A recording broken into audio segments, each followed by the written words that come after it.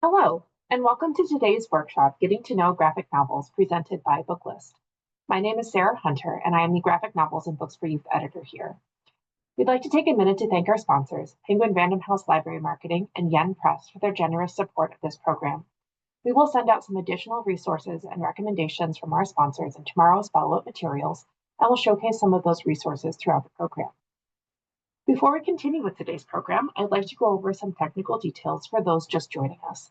Links to all of today's slide presentations were included in the reminder email you received from Zoom 1 hour ago. To download them, please open that email, scroll to the bottom, and click on the links located there. We will send PDFs of all these slides along with additional materials from our sponsors to everyone tomorrow. If you have any trouble locating these materials, please contact us at webinars@booklistonline.com. Booklist offers closed captioning on all webinars. To enable or disable them on your screen, please look for and click the Show Captions icon on the toolbar mentioned earlier. If you choose to enable subtitles, you can adjust the size of them at any time by selecting Caption Settings. The audience is in listen-only mode, but we encourage everyone to submit your questions in the Q&A box. Our panelists will be grabbing questions from this box throughout their presentation, and we will be sure to pass along all unanswered questions to our panelists after the webinar so they can follow up via email. The chat box will also remain open throughout the entire program, and we will send the chat messages along with our follow-up materials to everyone tomorrow. And finally, Booklist expects all participants to maintain an atmosphere of respect and fairness. Anyone who violates this standard of behavior, including engaging in any form of harassment, may, at the discretion of the organizers, be immediately removed. We are midway through our afternoon of workshops planned for today, all designed to keep you up to speed on the ever-growing world of comics and manga, and how you can best use them to serve your patrons and community. You can see today's schedule on the screen. We are about to begin Comics Discovery. Please note that you are welcome to attend any and all of these sessions and will receive a recording of every session tomorrow. So let's move on to our next workshop, Comics Discovery, presented by Robin Brenner and Gregory Taylor. Robin Brenner is the head of reference and programming at the Woburn Public Library in Massachusetts. She is the past president of the ALA's Graphic Novels and Comics Roundtable and has served on the Michael L. Prince Award, Margaret A. Edwards Award, and the Will Eisner Comic Industry Awards. She is the editor-in-chief of the comics review website No Flying, No Tights. Gregory Taylor enjoyed a 30-year career in the Boise schools, serving as the Hillside JHS teacher librarian for his last 17 years before retiring in 2023. Since then, he has remained active in library and education circles, attending and presenting at conferences. Gregory has served on a number of ALA award and list committees, including the Morris, Prince, and Stonewall Awards. He is currently a member of the inaugural GNCRT Outstanding Comics for Teens Committee. When not reading the latest YA novels and comics, Gregory enjoys Shakespeare, Disneyland, writing postcards, and sipping a crisp gin and tonic. Sounds delicious, Gregory. Welcome, Robin and Gregory. The floor is yours. Hi, everyone. And yeah, thank you, Sarah, for the introduction. I'm going to go ahead and share our presentation so we can get started.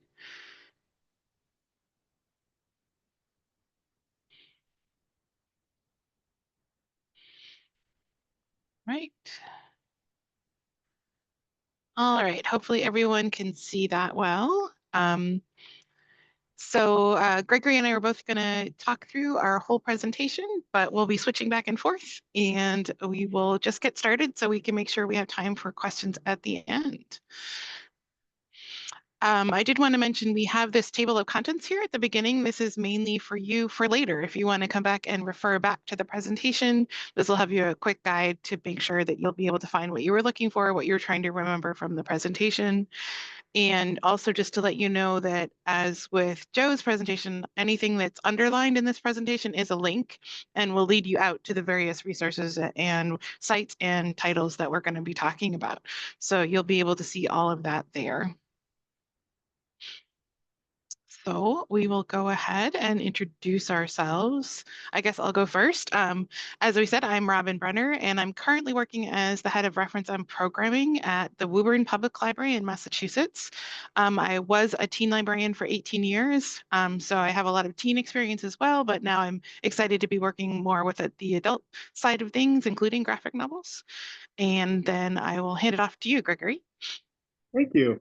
Yeah, I worked in the Boise schools for 30 years, and at the beginning I was an English teacher, but for the last 17 years of that I was the teacher librarian.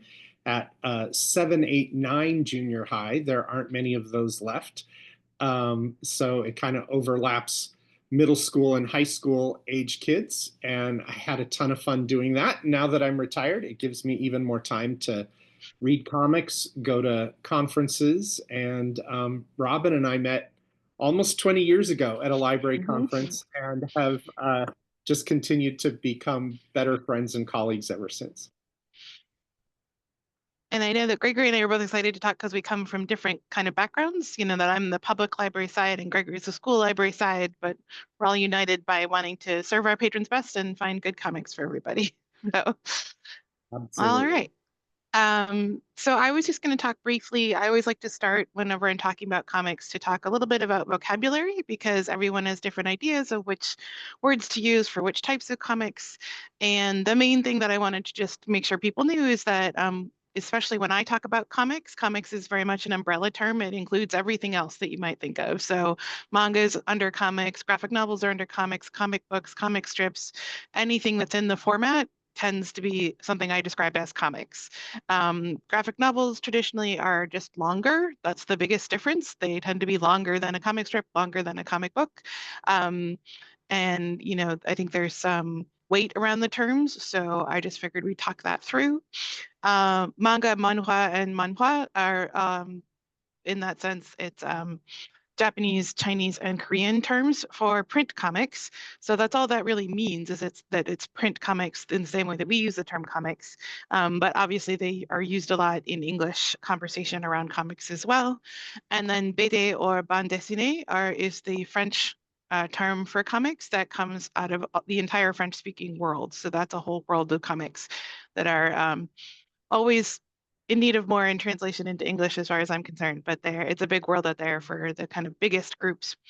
But the main thing we wanted to emphasize in terms of talking about vocabulary is the idea that you should concentrate most on just making sure that you're communicating with the person that you're talking to about what they're looking for, what you're trying to recommend to them, and make sure you're both on the same page.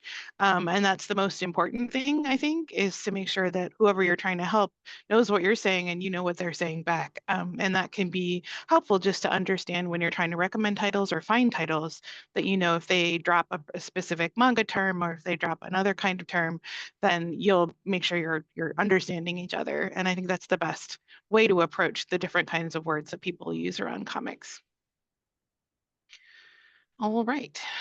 So the focus, yeah, thank you. Go ahead.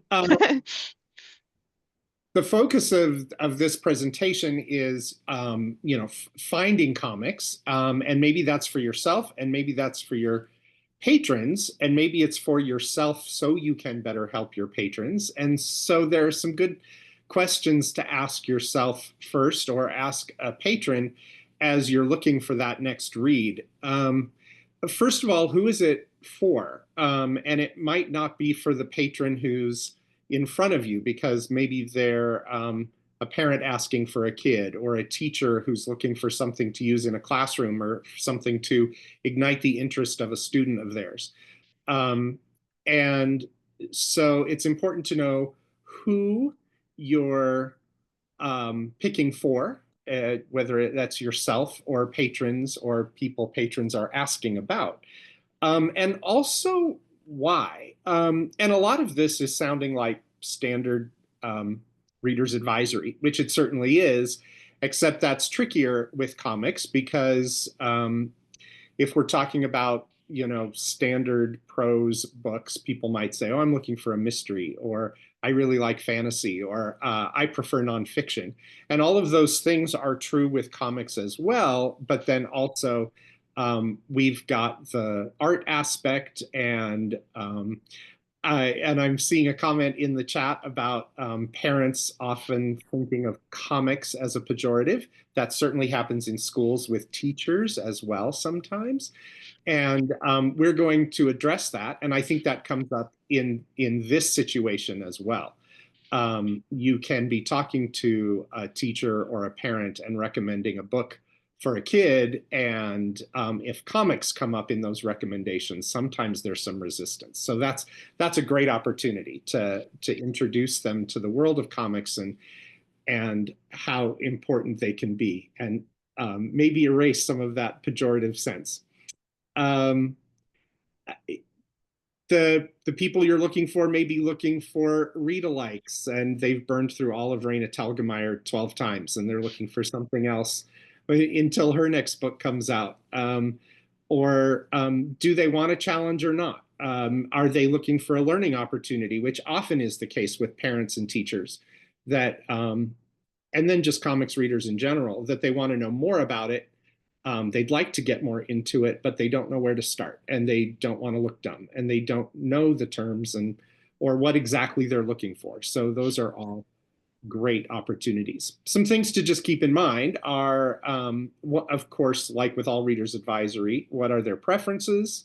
What's their comfort level with comics and their familiarity? And then, of course, also content concerns, which is true for any reader, but especially with kids. You have to keep their age in mind. And if it's parents or teachers, what they consider appropriate for their students or for their own kids.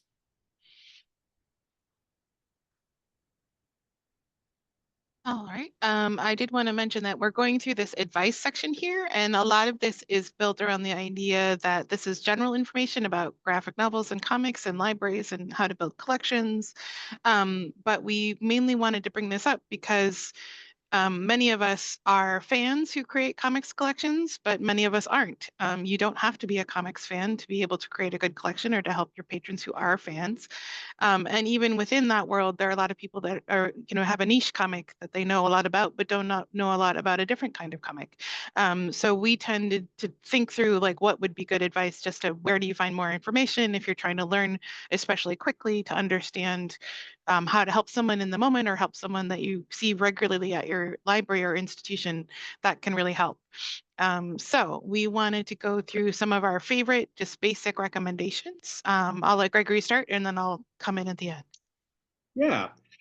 This Comic Books and Graphic Novels 101 link from Stephanie Cook is super duper basic, but that sometimes that's the best place to start. And it just talks about the most basic terms that we've already even gone over today, and how to move from one panel to another and how to read a comic. But it's a great place to start. Understanding Comics by Scott McCloud is just so brilliant, and anybody I think who loves comics or is interested in knowing more about comics probably already loves this book.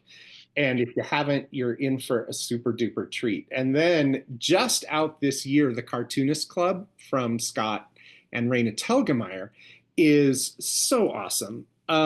It blends the charming, moving storytelling that we know from Raina Telgemeier's books and kind of the nerdy comics insider scoop of how comics function and how it's a different kind of reading or media consumption than anything else exactly, and puts it all together in this way that doesn't feel teachy or preachy, and yet it teaches a ton. And it just really gives the characters their due, but also gives the comics content as a subject of its own its due as well. So that's a great learning tool for grown-ups and kids alike. And both of those books are just really terrific. And I'll just chime in and say also that whenever I speak to, for example, new librarians or library school students, and they want like one book to read, I always give them Understanding Comics to read as a library worker to try to understand why comics are so appealing to people. I think it's one of the best books to explain how it works, why you read them, and why the reading itself is very complicated and full of literacy, as they say. The last one there, the Graphic Novels 101 Reading Lessons, that is actually a link. It's a link to my own website because this article is actually hard to find at this point, but it is one of my favorites. It's, I believe, 3 pages long. It's from the Horn book, and it just explains how you read a graphic novel and what panels are, kind of how to put it together, and comes from a very sort of beginner level. So I've actually printed it out and handed it to parents who have no idea how to read a comic, or anyone who's new to reading comics, just to make sure they understand the basic idea and that it's not it's not like a fault of theirs that they don't immediately understand it, that it's something that takes a little time to learn how to read. And it's a great handout if you want a quick handout to give people. So these are a couple books that are great for if you're in a school, or working with kids in any setting and want to include comics in that. Reading with Pictures by Josh Elder is a really fun book. And it's actually, the majority of it is comics, and they're different comics that address different content areas. And so there's a math comic and a history comic and a science comic, and a very cool book, lots of fun. And then Teaching with Comics and Graphic Novels by Tim Smith. He's a social studies teacher, and I just got to hear a presentation from him at the ALA conference that was just a few weeks ago, and he's just fascinating and does the most amazing things with comics and graphic novels in his social studies classroom. But this is a book that could apply to any age and all different content areas. He's got just a ton of great ideas of how to incorporate comics and graphic novels into classes. And this is probably a good time to chime in. There was a great comment in the chat from Jess about how reading comics actually requires multiple visual literacy skills as well as literacy skills, and that's a way to sell it sometimes to reluctant parents. I think that's right. And an interesting anecdote, I used to have my accelerated students, when I was an English teacher, read a graphic novel every year as one of their reading assignments throughout the year. And it was interesting how many of them would say, well, it doesn't make any sense, because as sort of the smart kids, they had sort of skipped over comics in their childhood, because that was considered, not cool reading or not smart reading. And so when I presented them with a graphic novel, they would burn through the text and not pay any attention to the pictures, and sort of miss the whole point and have to go back and reread with different literacy skills, and that visual literacy engage as well, and then have a very rich reading experience that would open it up to them. So yeah, that's a great point. Thank you for that comment, Jess. And then I thought I'd chime in with some manga advice in terms of places to find, as I said, kind of resources and guides to the things that may be puzzling if you're not a manga person, or if you're just learning and beginning to start with manga. So there are a couple of different lists here.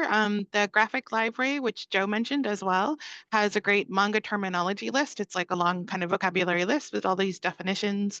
So if you're talking to, a patron and they drop a word you don't know, you can just be like, wait a minute, and look it up and make sure you understand what they're talking about.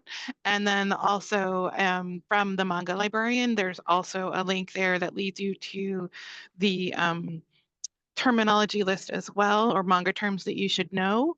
And that's also really great for just that kind of reference point if someone's throwing around a term that you're not sure about. And then the other one that I like to recommend is Giga Town, which is a new guide. And that is a guide to the iconography of manga. So the way that they use visual symbols and references and gestures to immediately kind of show you what characters are going through, what they're feeling, what their emotional state is, often is what a lot of the symbols are for. And just in all the kind of decades I've been talking about comics and manga, everyone kept asking is there a guide to just all those little tiny things that you see in manga that I don't understand? But yeah, this is like the book that finally arrived, and I was very excited. So it's a great book, and it's very easy to read. It is like understanding comics, and it's in the format of a comic, and it features these very adorable animals from the Giga scrolls, which is a traditional Japanese scroll. So it's just a good way to get into that sort of language and understanding the visual side. And that goes to what Gregory was just talking about, that pictures are at least half the story, if not more, in comics. And it's a skill that you have to learn. And every time you encounter a new comic from a different tradition, you're going to have to relearn some of that stuff. The other major thing I just want to mention is the manga librarian and manga in libraries are both from school librarians who have a lot of knowledge to share about how to manage manga within a school system, which is just really, really helpful. Both of them do a great job. And then the manga explaining podcast that I linked to at the bottom is a way that if you're a podcast person, is a fun way to kind of follow along.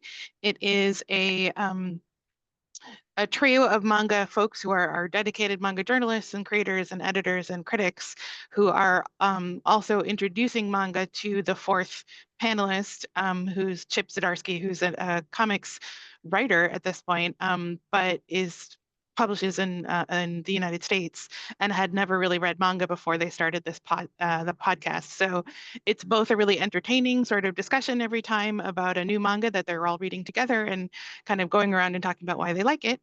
But they also really like the kind of number of titles that they read. They bring back classics. They talk about new titles. So you'll get a lot of title recommendations just from listening.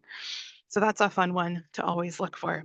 The other title I wanted to give a shout out to that I didn't actually get a picture of here is a book from ALA that is by a number of experts in schools called Manga Goes to School, Cultivating Engagement and Inclusion in K-12 Settings. I'll make sure to put that link in the chat at the end of this presentation. But that's a great guide, especially if you're working with manga in schools, because we know how much all young readers really love manga, but it's a trickier thing to figure out how to put in your school and make sure you're meeting all of the standards that you need to within the school. So that's a great guide that's relatively new. So, all right. The Graphic Novels and Comics Roundtable is a roundtable division of the American Library Association. And if you're a member of the American Library Association, I highly recommend that you also become a member of GNCRT. It's a great organization with tons of awesome resources and a really fun group of people as well. You don't have to be a member to tap into their amazing resources.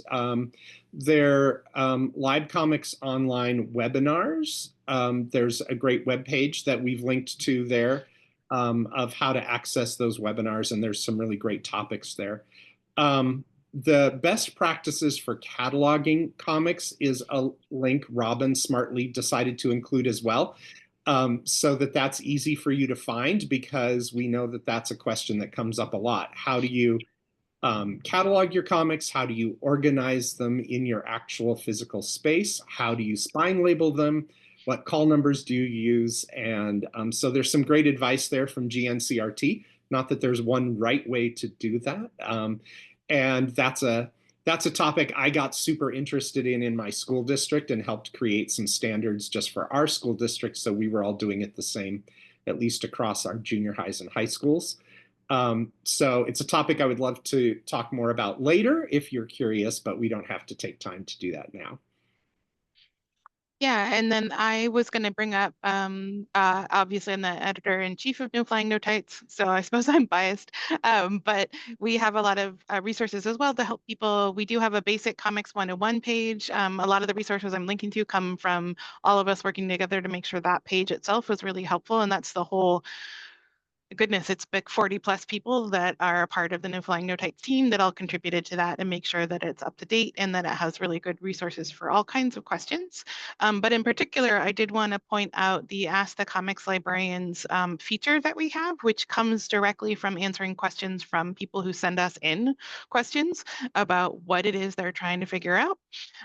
So that one is one that we always recommend, and in particular, related to the question we just had, there is a feature in there that's all about how do you persuade skeptics? How do you kind of convince people to give comics a try if they're dubious or have various concerns? And that's from all different folks on the site who all chimed in with the various ways they've done that, kind of task, trying to figure out how to make sure that everybody gets a way to try it and different ways you can convince people to give it a shot. So that's the big one there that I wanted to point out. And then we're just going to go talking about reviews. Yeah, most of you, if you're working in libraries, especially collection development at all, you're probably aware of these already, but Booklist reviews comics all the time, and they also put out this guide to graphic novels in libraries. In fact, the 2025 one just came out. I have it sitting next to me right here. Robin's got a great article in this particular issue, as do some of my other comics involved librarian friends. And so check that out, as well as their ongoing reviews. Library Journal and School Library Journal, of course, always have great reviews. And School Library Journal also has the Good Comics for Kids blog. So make sure you're checking that out, and not only just looking at the reviews, but that Good Comics for Kids blog has, of course, greater detail and more discussion about some of those things. And then Publishers Weekly, even if you don't subscribe or your library doesn't subscribe, you can subscribe to some of their newsletters. And The Fanatic is the one that particularly addresses comics. And I get that in my inbox still, even after I'm retired. And it always has great comics news in it, for sure. And I just wanted to mention one of the things that I always try to remind myself of about all of these journals is to make sure to look beyond the reviews themselves and look at the feature articles, look at the blogs like Good Comics for Kids, look at all of the ways that they cover comics, because you can find a lot of great lists, a lot of great titles, something very specific topical list that's been published. And I think that there's a lot of at least for me, there's the reliance on I have to get my orders in. I have to just read the reviews and figure out what I'm going to order. And then I forget to look at the rest of what's available in there that can be just as helpful. So it's just kind of a reminder, make sure to not let yourself narrow down too much so that you miss the great content that all of these folks put out. And then we were going to talk through a few vendors, because vendors can be really excited in that same way, and really helpful.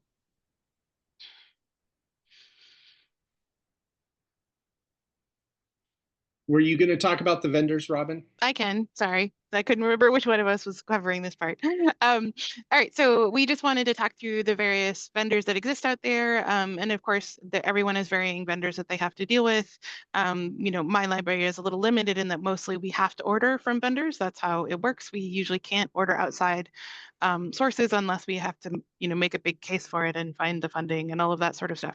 So we just figured we'd make sure that everyone knows to use your vendors really well and to dig into what they give you that really helps. So almost, all of these are the kind of big vendors.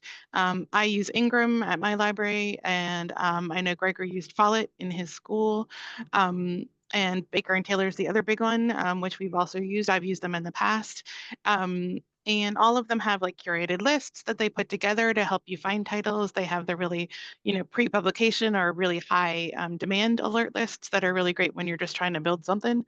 And then the other thing they usually have is a standing order program. So if you are, you need to get Batman, or you always need to get a particular manga series, you can just put it on standing order. And that can either be to purchase or just to remind you that a volume is coming out. I think both of those things, it depends on your ability to handle in terms of budget as well. But just getting the reminder that, oh, there's going to be a new, volume of whichever coming out is always a good way to make sure you're keeping up with your collection.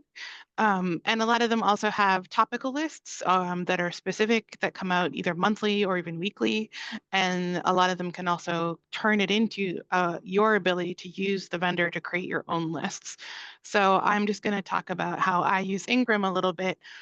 I use their high interest lists a lot, which is just to remind me what's coming out, what's really new, what have I make sure that I really need to get because it's very popular, and they can already tell that. And they do a lot of work to put those lists together to show you what's trending. And then I can kind of go through and decide what specifically I need at my library. As I said, the standing order programs can be really useful. I usually go through every 6 months or so and edit which series I'm following on those lists to make sure that, if there's a manga series that has ended, I can just take that off and then add something new in that I should be tracking. We do it in our library as what's called report only. So it gets sent to us, but it's not automatically ordered. So I get an email that just says, these are all the titles that are coming up, if you want to order them, add them to your list kind of idea.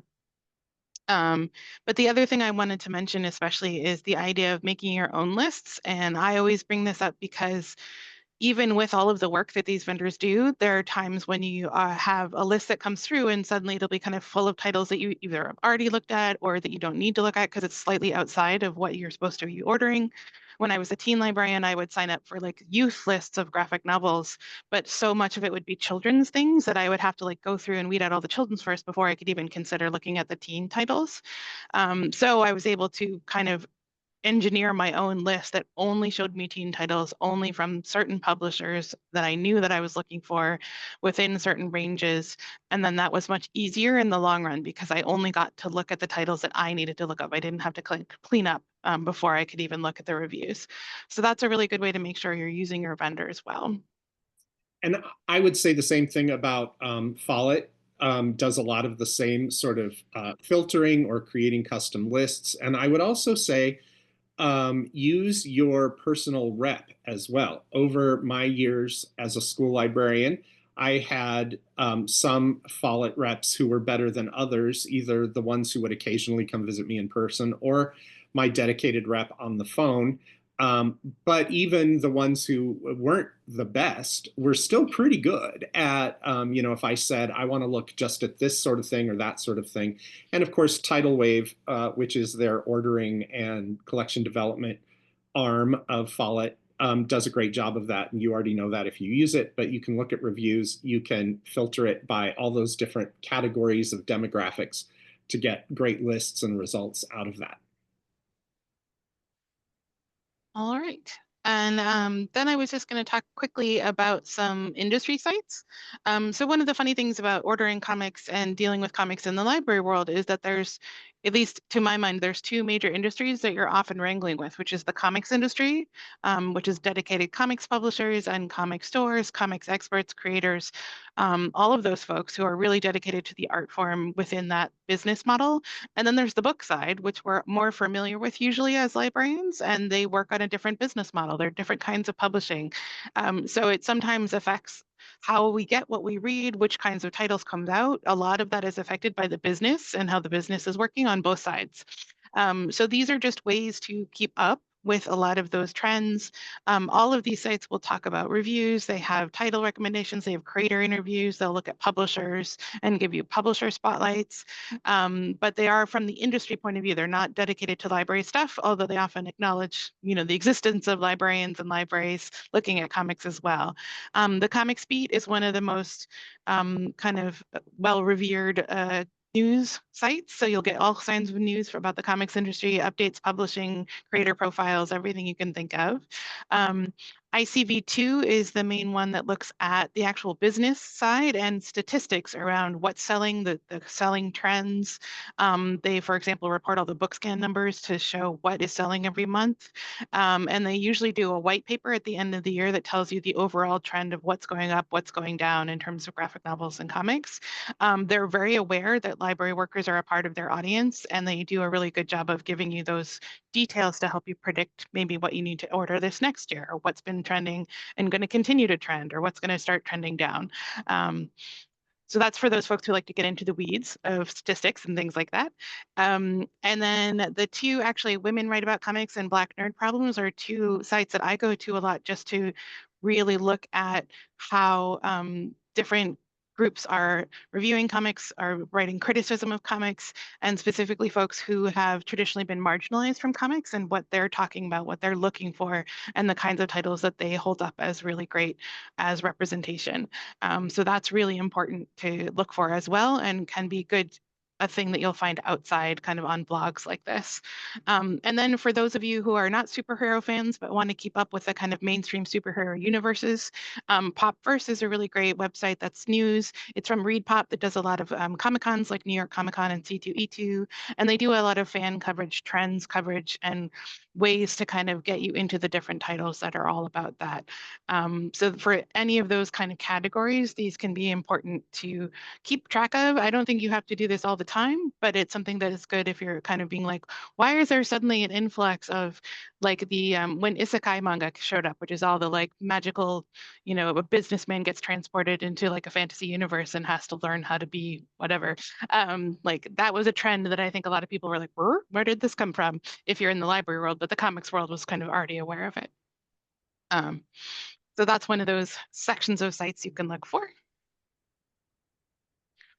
I will gush about No Flying, No Tights, so Robin doesn't have to do it herself. But I was an admirer and user of No Flying, No Tights before I met Robin, and then when I met Robin, I didn't realize that she was one of the creators and involved in that until I put the pieces together later. So I can truly, honestly say No Flying, No Tights is just a fantastic website for all sorts of things, and especially getting reviews of comics. Good comics for kids from School Library Journal, we've already mentioned. The graphic library run by Sarah Smith is excellent reviews of comics of all stripes for school libraries specifically. And she was one of the co-creators of the book Manga Goes to School that Robin mentioned earlier, and I think a link's already been put in the chat how to track that book down. Plus, you could just go to this link we've got here for the graphic library for that. Robin, do you want to tell us about Manga Bookshelf? Yep. So I just wanted to throw in Manga Bookshelf because we did already talk about the library-centric ones, but this one is an older website, but I think is a good one to bring up because they do a lot of reviews and they are all manga critics. They're basically a whole group of manga bloggers that have existed for a long time, but they all publish together in this one place. So they may have individual blogs, but they all contribute to this one website where you can find all these different reviews. I like that they have features on the different types of manga, and they also have a pick of the week column that really highlights one particular title, which can be really helpful when you're trying to figure out what's hot right now. Plus, they just do really in-depth criticism, which I think is helpful when you're trying to figure out, you know, what is the trend that you're trying to look at and make sure that you're getting the right titles for your age range. Getting more detailed information like that can be really helpful. We can do a quick shout out to the New York Public Library blog. I know Joe already talked us through that, but that is a wonderful resource as well. I don't know if you wanted to mention anything about that, Gregory, but. No, just I think Joe covered Okay. it well. Yeah, so I think you've been recommended now twice that that's a good place to go. So, oh, sorry, my think is not going forward. All right, and then we're just going to talk a little bit about reading in advance and why that is helpful and where to do it. Yeah. And I'll mention Comics Plus, which Joe also mentioned. First of all, this is just a great resource. And hopefully your library already has a subscription to this. And if not, maybe you could talk to the powers that be and convince them to get this. First of all, for your readers, it's just great because there's access to so much from all different publishers and creators. It's available there. And like Joe mentioned, it's multiple access. So lots of kids can access the same stuff all at the same time, and you don't have to worry about that. As far as putting it in the category here of reading in advance, I found it super useful for collection development for what I wanted to get in print, for readers advisory when I had my avid comics readers and they were looking for stuff, or just to increase my own knowledge, I guess is what I'm trying to say, because I could dip into all sorts of different stuff very quickly and easily, and I didn't have to track down a physical copy to look at it. I didn't have to rely on just reviews. I could actually look at it myself. I didn't have to spend money on it right away. I could look at, just dip into a few pages to get a sense of the style, the age appropriateness, whatever. I'm a big fan of Comics Plus for my patrons mainly, but also for me as a collection development and just familiarity tool. It's great. So thumbs up, Comics Plus. And hopefully you're familiar with these as well. NetGalley and Edelweiss provide advanced reader copies digitally, and NetGalley, I think people generally agree, is very easy to use, easy to browse. Many publishers, once you start using it or they know that you're a librarian, will pre-approve your requests, and so you don't even have to wait for approval when you request a title. Edelweiss can be a little bit trickier to use, but it's more of an industry platform, so it's got some advantages as well. And then none of us like a cluttered inbox, but honestly, publisher newsletters, and especially if they're comics specific publishers or they are a publisher that have like a comics division, a comics arm, like Harper Alley or something like that. Get those newsletters because, you know, if you're feeling overwhelmed, you can always just delete them, but they've got great information in them. And I still get a bunch of them, even as a retired librarian, just to keep up with the news, especially since I'm on a comics reading committee these days. So that's some other places you can see comics ahead of time before they come out.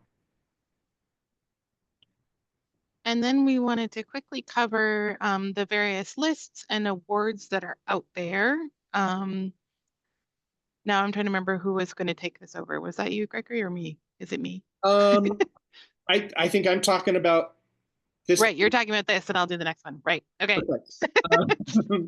So GNCRT we'll mention again, and they've got best graphic novel lists for both kids and adults. And the list for kids is broken down by young, very young, easy reader, middle grade, and tween. And so there were a couple questions in the chat earlier asking about graphic novels or manga for very specific age groups. And these lists are perfect for that because they break it down by all those little age groups. And you can go back and look at all the different years lists. And there's a big list. And then there's also a top 10 each year. And those are great. And then as far as for teens, YALSA, another division, the YA division of American Library Association, has had for a long time their great graphic novels for teens list. And it's the same thing.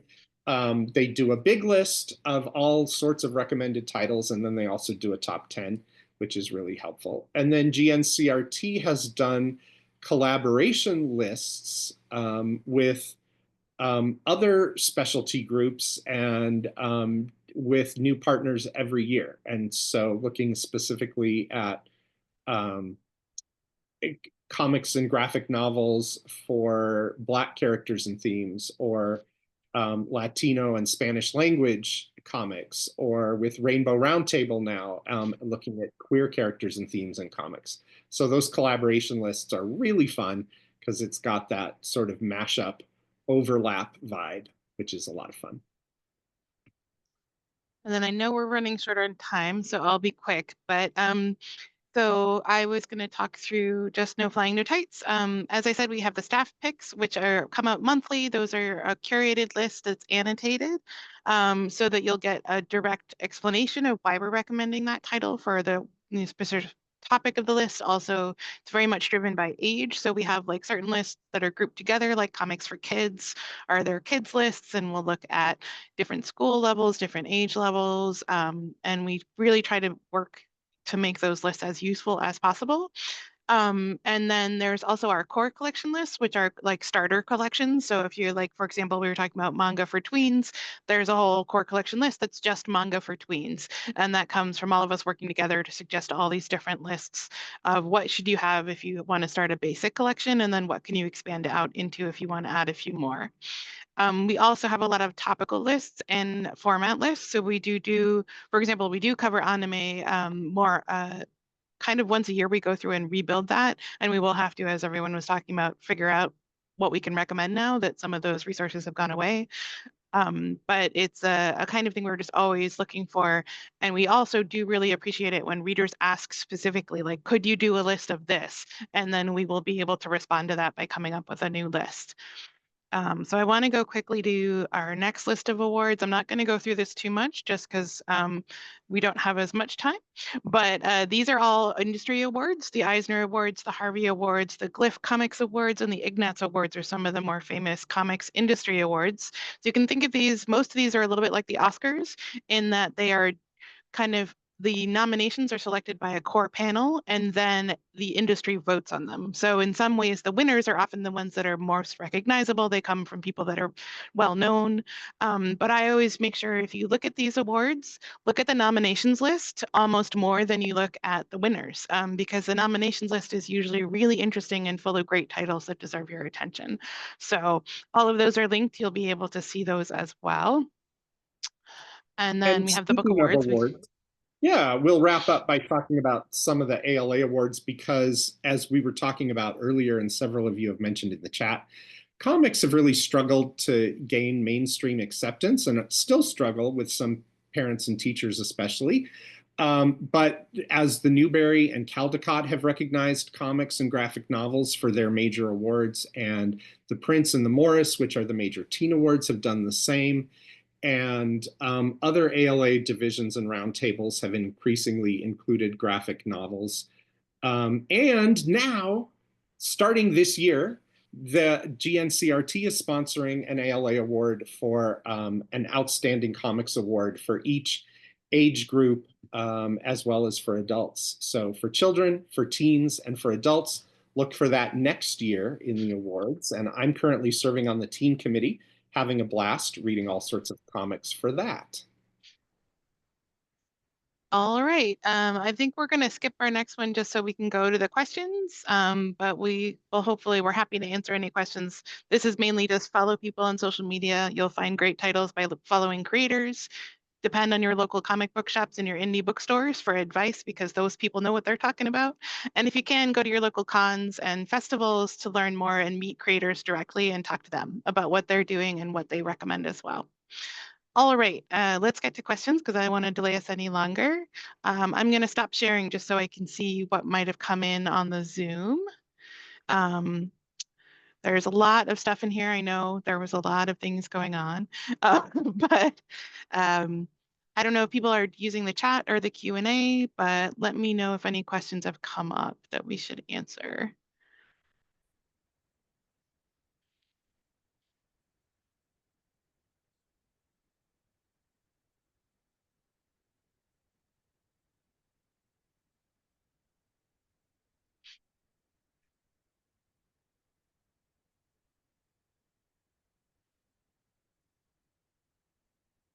I'm just seeing if anything comes up.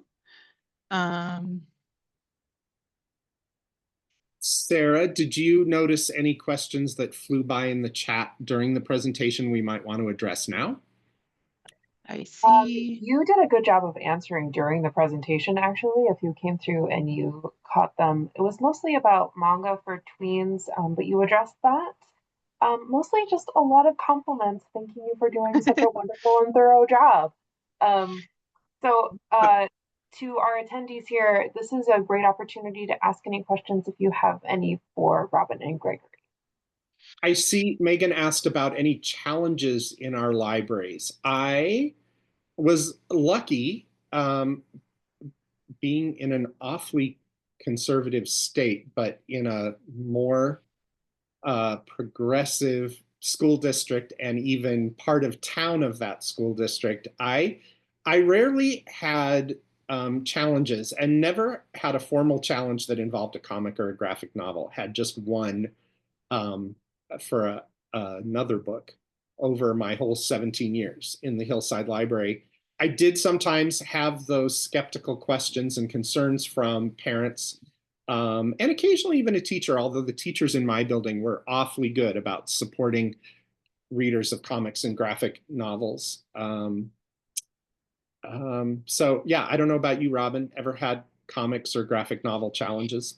We've had informal challenges, more people walking up and being like, why is this here? And most often, at least in the past, most often it was someone confused about what kids or teen which section it was in, or they thought it was in the children's section when it was actually in the adult section. And like, people would get kind of confused thinking comics were only for children, which is not true. So it was often misunderstandings. We have been lucky so far that we have not any challenges more recently, say in the last year or so, because it's a very different experience right now of more coordinated attacks and more kind of specific kind of complaints and things, but so far I have not. I've certainly heard a lot about it. We do have, the main thing I always recommend people look for is the GNCRT has the Addressing Challenges Toolkit, which is a great tool for how to deal with challenge before it happens, when it happens, and after it happens. And it's done by the entire what is it, Addressing Comics Censorship Committee, which did a ton of work to put that together and continues to update that all the time. I did see one question that came through about how do you figure out what to order and what to stop ordering in terms of series. My rule of thumb for comic series is always been look for what is going out, and if things start dwindling in terms of going out, you can kind of go, okay, I'll keep the first 3 or the first 5 or whatever of whatever series, and then maybe don't keep getting the new ones and see how well that goes. The bigger advice I do have, though, is to be careful if you're talking about manga versus other types of comics, because manga works like a novel in form.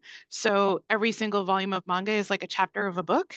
And if you get rid of the middle of that, for example, like if you have 1 to 5 and then have 20 to 23, it's not going to make any sense, and those later volumes will not go out because they won't actually be comprehensible. So with manga, I tend to be more brutal and just weed the whole thing. If it's not going out, you just weed that whole series and then get another one to replace it, because none of us have the shelf space to have very long manga series just sitting there that aren't going out. And you can do like the first 5 or the first 3 to get it started. Go ahead, I Gregory. think I think that's good advice. And also I got this advice and then it worked well for me at a library convention several years ago of like, if you've already started a series and it was popular for a while, but now it's nobody seems to be clamoring for the new ones. You can keep it around because even if, as Robin says, even if the story's continuing, but you have kids who are still reading the first 10 or the first 20, and then everybody seems to fizzle out, like around 15 or 20, even if there's 50 volumes, if nobody wants the rest. But new readers are coming along and reading the first 10 and enjoying them. I don't think you have to feel bad about that. And Christy, I would ask to see those circulation records because I think that's an important part of collection development, especially with manga. Definitely. Sorry, I'm just looking to see if there's anything else.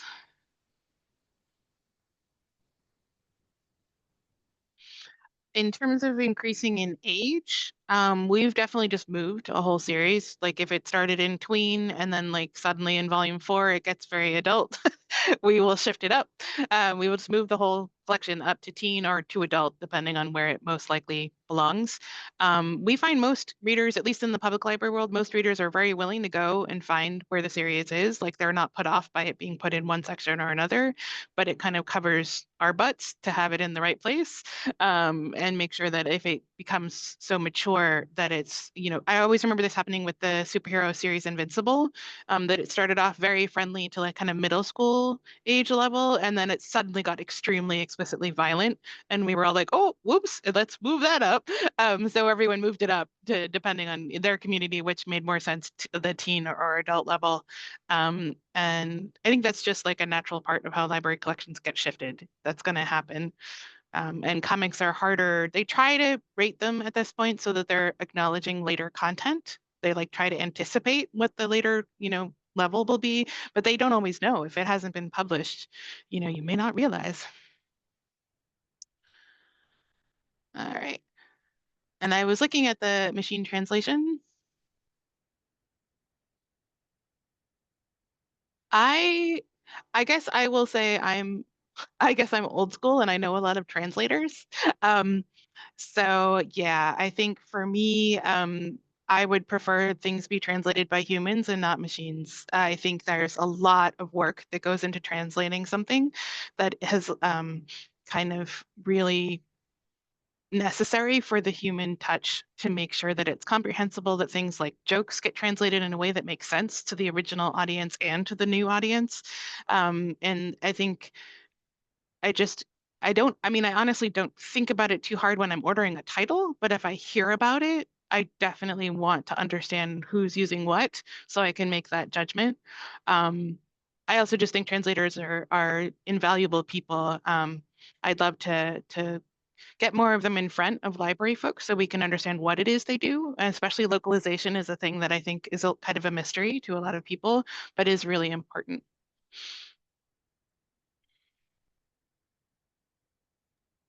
Yeah, I And we think have like that's 1 minute all. left. Do you want Yeah, to cut it off? Yeah. yeah, it seems like a good stopping place. Sounds And good. as a reminder, we'll pass all of these questions along to the panelists and they can answer Sure. them later. But thank you so much to Robin and Right. Gregory. That was fantastic. We'll take a little break now before our final workshop, Graphic Novels 101, which will begin in a few minutes. And while you wait, please enjoy these resources and recommendations from our sponsors, Penguin Random House Library Marketing and Yen Press.